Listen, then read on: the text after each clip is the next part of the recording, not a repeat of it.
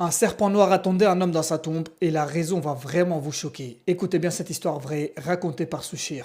Ce cheikh que vous voyez juste ici est spécialisé dans les lavages mortuaires depuis plus de 25 ans. Et il raconte une histoire effrayante qu'il a vécue lui-même. Il dit qu'un jour une connaissance à lui l'appelle pour lui dire le père d'un ami vient de décéder. Et est-ce que c'est possible que tu viennes faire le lavage mortuaire directement à l'hôpital? Il accepte, il demande l'adresse de l'hôpital et il se rend sur place. Il arrive sur place et il prépare tout selon la sunna du prophète alayhi salatu wassalam afin d'effectuer le lavage mortuaire. Lorsqu'ils apportent le corps pour effectuer le lavage mortuaire, une chose très étrange s'est produite. Le défunt avait les deux bras croisés, tétanisé et complètement collé à son corps. Et le cheikh dit, en presque 30 ans de lavage mortuaire, je n'ai jamais vu cela. C'est la première fois que je n'arrivais pas à écarter les bras d'un défunt pour effectuer le lavage mortuaire correctement. C'était complètement impossible de le bouger.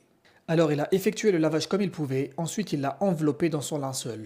Et le défunt était toujours dans la même position. Ensuite, ils l'ont mis dans son cercueil et direction le cimetière pour l'enterrer. Cheikh a pris sa voiture et il est arrivé avant les autres cimetières afin de vérifier la tombe. Et en retirant ses chaussures pour descendre dans la tombe, il découvre un serpent noir immense à l'intérieur de la tombe qui attendait le défunt. Le cheikh était complètement choqué. Il appelle alors le fossoyeur pour lui poser la question.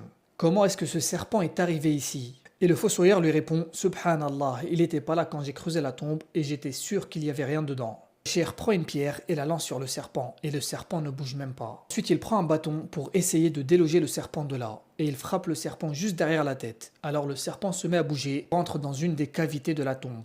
Ensuite, le cheikh dit au fossoyeur, ne dis rien aux gens de tout ce que tu as vu. Le cercueil finit par arriver, il est rapidement descendu dans sa tombe, et ensuite il la referme, suivi d'un sermon et des invocations pour le défunt. Et lorsque le cheikh repart du cimetière, il passe dans un endroit pas loin de là, afin d'effectuer une réparation. Alors les gens le voient arriver avec ses habits pleins de sable, et lui posent la question, qu'est-ce qui t'est arrivé? Il répond alors, un tel fils d'un tel vient de décéder, et nous venons de l'enterrer. Et les personnes sur place connaissaient le défunt et ce qu'ils ont révélé au cheikh est complètement choquant. Ils lui ont dit cet homme est décédé ce matin, écrasé par une voiture. Et lorsqu'il a quitté cette dunya, il était encore alcoolisé. Et jamais de sa vie il ne s'est prosterné ne serait-ce qu'une seule fois pour Allah Azza wa Jal. Et pour finir, il avait privé ses sœurs de l'héritage. Subhanallah.